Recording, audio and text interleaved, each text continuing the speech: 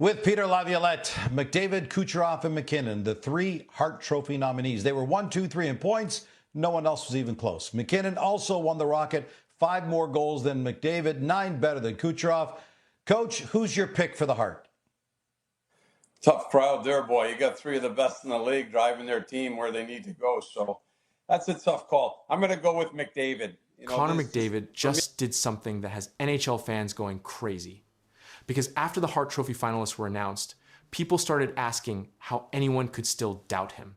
His numbers are unreal. His impact is unmatched. And every time the Oilers needed a hero, McDavid showed up. Now fans are furious, wondering if the NHL is really about to ignore the best player in hockey again and hand the MVP to someone else. The NHL world went crazy after the league officially announced the finalists for the Hart Memorial Trophy. Connor McDavid, Nathan MacKinnon, and Nikita Kucherov all made the final list for the NHL MVP award. But the moment the announcement dropped, fans everywhere started focusing on one thing only. How could anyone possibly beat Connor McDavid after the season he just had? McDavid once again proved why he is still the most dangerous player in hockey. The Edmonton Oilers superstar finished the season with 138 points, the highest total in the entire NHL. He scored 48 goals and added an unbelievable 90 assists while playing all 82 games. Night after night, McDavid completely controlled games with his speed, vision, and playmaking ability. Fans watched him embarrass defenders, create impossible scoring chances, and carry Edmonton through huge moments during the season. What makes McDavid's season even more impressive is how normal greatness has become for him. Fans almost expect him to dominate every single game now. But the scary part is that nobody else in the NHL can consistently do what Connor McDavid does. Every time the Oilers needed a huge play, McDavid stepped up. Every time fans thought he could slow down, he somehow became even better. Many hockey analysts are now saying McDavid should easily win the Hart Trophy because he was not only the best player in hockey, but also the player every team feared the most. Coaches built entire defensive systems just to try slowing him down. Opposing fans filled arenas just to watch him play live. And despite all that pressure, McDavid still finished as the NHL points leader once again. As the Hart Trophy debate became more intense, fans started comparing Connor McDavid to the other finalists, Nathan MacKinnon and Nikita Kucherov. Both players had incredible seasons. But many hockey fans still believe McDavid separated himself from everyone else in the league. The biggest reason is simple. Nobody impacts the game the way Connor McDavid does. Nathan MacKinnon had an amazing year with Colorado. He scored 53 goals and helped lead the Avalanche to one of the best records in the NHL. Nikita Kucherov was also incredible for Tampa Bay, finishing with 130 points while carrying much of the Lightning offense. But even with those unbelievable seasons, fans kept returning to the same question. If every NHL team could choose one player to build around today, who would they pick? For many people, the answer is still Connor McDavid, without hesitation. One major reason McDavid supporters are so passionate is because of how dominant he looks every single night. His skating speed is almost impossible to defend. His vision allows him to make passes other players cannot even see. And his ability to completely take over games makes him different from every other superstar in hockey. Fans believe the Hart Trophy should go to the player who scares opponents the most. And this season, that player was clearly Connor McDavid. Another huge argument helping McDavid is consistency. He played all 82 games this season and still produced 138 points. That level of production over a full NHL season is extremely rare. Many players have hot stretches during the year, but McDavid continued dominating from beginning to end. Every month, he delivered highlight plays, game-winning moments, and unbelievable performances that kept Edmonton near the top of the standings. But as support for McDavid kept growing, many fans began accusing NHL voters of something controversial: voter fatigue. Some people believe voters may want a new winner simply because McDavid has already won the Hart Trophy multiple times before. Sports fans have seen this happen in other leagues, where superstar players stop winning awards even when they are still the best athletes in the sport. That is why many Oilers fans are now worried the NHL could ignore McDavid's historic season just to create a different storyline. The debate exploded even more after hockey fans started posting McDavid's stats beside the other finalists online. Once people saw the numbers, many were shocked all over again by how dominant he really was. Leading the NHL in total points while facing nonstop pressure from defenses made his season feel almost unreal. Some fans are now calling this one of the greatest offensive runs of the modern NHL era. Now the hockey world is waiting for the final Hart Trophy decision. Fans are still fighting online every single day, defending their favorite player and attacking rival fan bases. But one thing is becoming impossible to ignore. Whether he wins the trophy or not, Connor McDavid once again showed the entire world why he is still the king of hockey. And if the NHL decides not to give him the MVP award, the backlash from fans could become absolutely massive. They announced the nominees for the Ted Lindsay Award, and your nominees are Macklin Celebrini of the San Jose Sharks. You can see the numbers there for Celebrini. What a year that young man had. Almost pushed the Sharks into the playoffs. Nikita Kucherov, he is a two-time Ted Lindsay Award winner, and he is nominated once again. And then, of course, Connor McDavid, a four-time Lindsay Award winner. Something inside the NHL just flipped overnight, and fans did not see it coming. A list was released, but one name on it changed everything. Two of the biggest stars in hockey were expected. The third name shocked players across the league. This was not a media vote. This came from the players themselves, and what they decided is now raising serious attention across the sport. The announcement came from the Ted Lindsay Award, one of the most respected honors in hockey. This award is not chosen by reporters or analysts. It is voted by NHL players. These are the same players who compete on the ice every game. Their vote reflects direct experience against opponents during the season. The finalists were officially confirmed as Connor McDavid, Nikita Kucherov, and Macklin Celebrini. This list was reported by Reuters as a star-studded trio. The first two names followed expected patterns based on performance. The third name changed the discussion immediately. Connor McDavid's selection came after another strong season. He remained one of the top point producers in the league.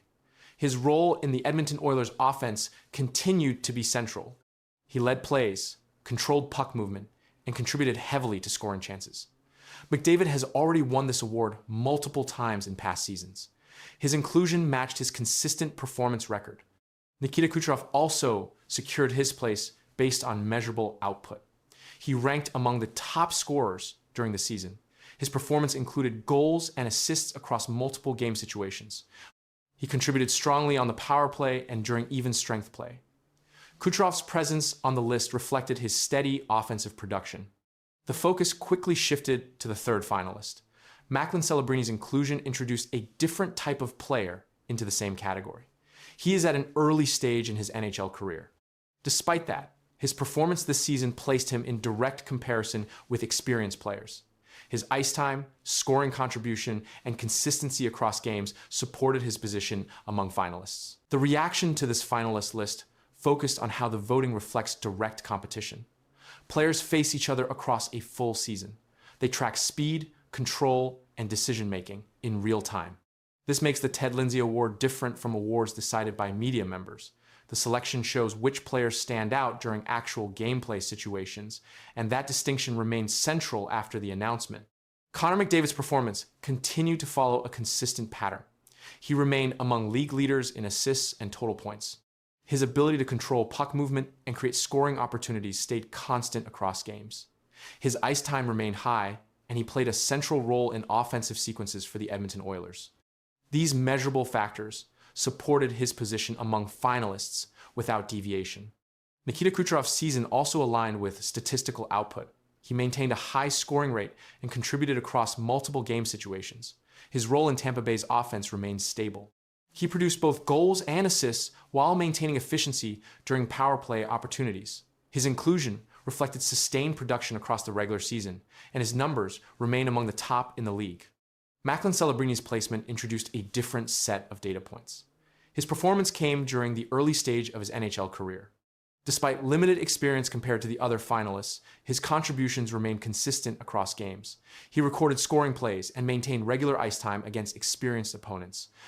This placed him in direct comparison with players who have longer careers and larger statistical records. The difference between experience levels became more visible after the announcement. McDavid and Kucherov have multiple full seasons of high-level performance. Celebrini's inclusion reflects performance within a shorter time frame. This contrast created a measurable gap in total games played, career points, and overall experience, but the voting process placed all three names in the same category. The voting method used by players places emphasis on direct impact during games. This includes puck control, offensive pressure, and the ability to influence play outcomes. Players base their decisions on real matchups rather than external analysis. This approach explains why performance during specific games can carry weight in the final selection. Reuters reporting confirmed that the finalists were selected through standard NHL Players Association voting. The report described the group as a star-studded trio, highlighting both established players and emerging talent. No irregularities or changes in voting criteria were reported. The process remained consistent with previous seasons. The timeline for the final result has not yet been released. The winner will be announced following the completion of the voting process. Until that point, the finalist list continues to draw attention due to the contrast in player experience and performance levels, and that focus has not slowed down. Here's William Nylander from today on what he has seen this year and maybe what he thinks has possibly gone wrong with the Leafs. You look back at it and go, you kind of wish the team had done something different, like it was played different, or I don't know. When you look back at it, do you see the mistakes that as they piled up, kind of? I mean, I have like my thoughts about maybe some stuff, but I mean that's something I'm going to keep to myself. Okay. So yeah, Willie's not going to reveal it, not surprisingly, and I don't think he shouldn't just sit there and start throwing daggers. Silence can be louder than anything, and William Nylander just proved it in a way no one expected. After a season full of pressure and criticism, he faced the media, and instead of explaining, he gave one cold sentence that instantly spread across the NHL. No details, no emotion, just silence. And now, that silence is raising questions no one can answer. Yet, the moment happened quickly, but it changed the entire conversation around the Toronto Maple Leafs. Reporters asked William Nylander a direct question about the season. It was a normal question. Players are asked this all the time, especially after a difficult stretch. Most players respond with simple answers. They talk about effort, mistakes, or what needs to improve. Nylander did not do that. He paused, stayed calm, and gave a short answer. He said, "Something I'm going to keep to myself." That was the full response. He did not add anything else. He did not explain what he meant. He did not go into details about the team or the season. The interview moved on, but the moment did not. This response quickly became a major talking point across hockey media. According to Sportsnet, Nylander chose not to explain where the season went wrong. The report confirmed that he declined to share his thoughts publicly when asked directly. That choice stood out immediately. Players usually give structured answers in these situations. They often say the team needs to be better or that small mistakes made a big difference. These answers are common. They are expected. Nylander's response did not follow that pattern. It was short, it was controlled, and it gave nothing away. Another report from Toronto Sun also highlighted this moment. The article explained that Nylander clearly has opinions about the season, but decided not to share them. The focus was not on what he said, but on what he chose not to say. That made the moment different. The Maple Leafs have been under heavy pressure. Expectations were high throughout the season. Media coverage has been constant. Players have faced repeated questions about performance, effort, and results. Nylander has been part of that environment. His response came during that pressure. It did not include frustration or anger. His tone stayed neutral. His words stayed limited. But the message was still clear. He was not going to explain his thoughts. That decision created a strong reaction. The reaction to that moment grew quickly, and the focus shifted from the team's performance to Nylander's response itself. Media coverage continued to highlight the same quote. The sentence, "Something I'm going to keep to myself," was repeated across broadcasts and articles. It became the main reference point in discussions about the Toronto Maple Leafs. This level of attention did not come from length or detail. It came from what was missing. According to Sportsnet, Nylander has often handled media in a controlled and private way. He does not regularly share deep internal thoughts in interviews. That pattern helps explain the response, but it does not fully remove the impact of the moment because the situation was different. The question was about a full season. It came during a period when the team was under strong public evaluation. In these moments, players are expected to give insight, even if it is limited. Nylander chose not to provide that insight. That choice became the story. Coverage from Toronto Sun emphasized that Nylander had thoughts on the season but decided not to reveal them. The article did not include any further explanation from him. The original quote remained the only direct comment. No follow-up changed that. Nylander did not expand on his answer in later interviews. He did not clarify what he meant. The single sentence remained unchanged. That consistency kept the focus on the original moment. The absence of detail continued to drive attention. In most interviews, players respond with repeated phrases. They talk about improving, learning, or moving forward. These responses create a predictable pattern. Nylander's response did not fit that pattern. It stood apart because it avoided those phrases completely. That difference increased its visibility. The quote continued to appear in headlines and discussions. Analysts referenced it when talking about the team. The response became part of a larger conversation about media interaction and player communication. But the content of the response never changed. It stayed as one sentence, delivered once with no addition. That is what kept the moment active in coverage. A single answer, without detail, without expansion, and without revision, remained at the center of attention, and even as the discussion grew, the original message stayed exactly the same. Connor McDavid just hit a number that changes how the NHL looks at him forever. One goal made history, but what happened seconds later shocked everyone watching. The crowd reacted, the bench stood up, and the league took notice. This was not just another milestone. Something bigger was unfolding on the ice, and the full impact was only starting to become clear. Connor McDavid entered the game already, leading as one of the top scorers in the NHL. During the second period, he received the puck in open space and completed a scoring play that marked his 400th career goal. Official NHL records confirm that reaching 400 goals places a player into a rare group. Fewer than 100 players in league history have reached this number, and the pace at which McDavid achieved it drew immediate attention. The goal came during even strength play. There was no power play advantage. Game reports confirm that the Oilers were controlling possession during that shift. McDavid moved through the neutral zone, with speed entered the offensive zone, and finished the play with a clean shot past the goaltender. The moment was quickly confirmed by league tracking systems, and the broadcast displayed the milestone as it happened, but the sequence did not stop there. Shortly after scoring his 400th goal, McDavid scored again. This second goal became number 401. It happened in the same game within a short span of time. Reuters reported Connor McDavid hit the 400-goal milestone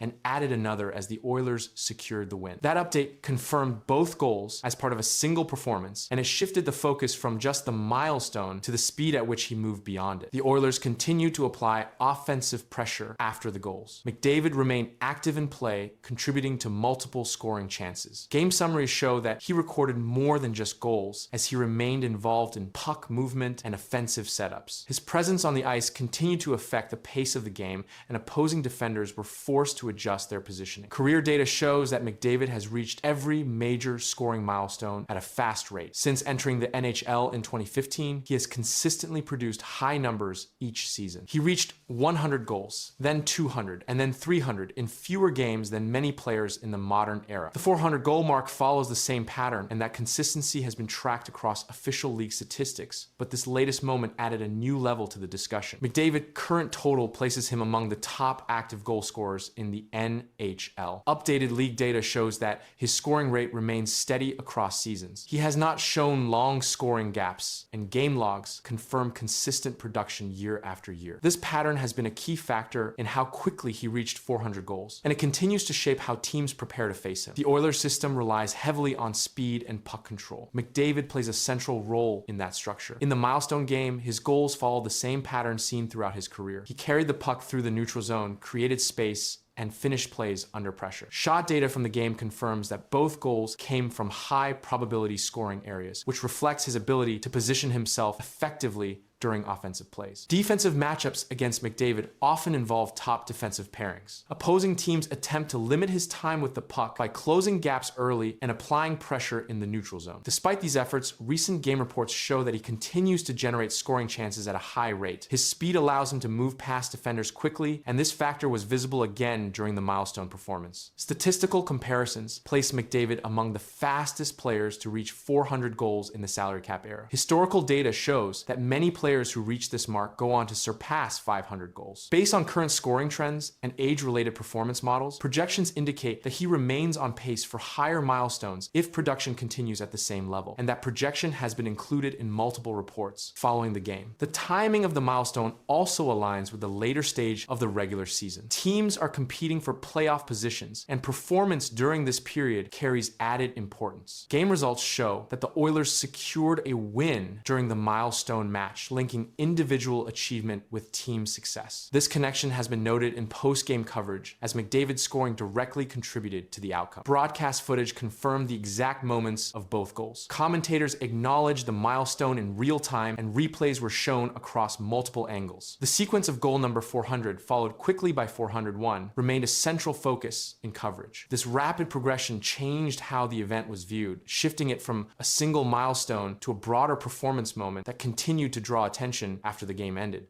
Ottawa Senators fans think they know what the Leafs lacked the most on the ice as they were chanting, "You need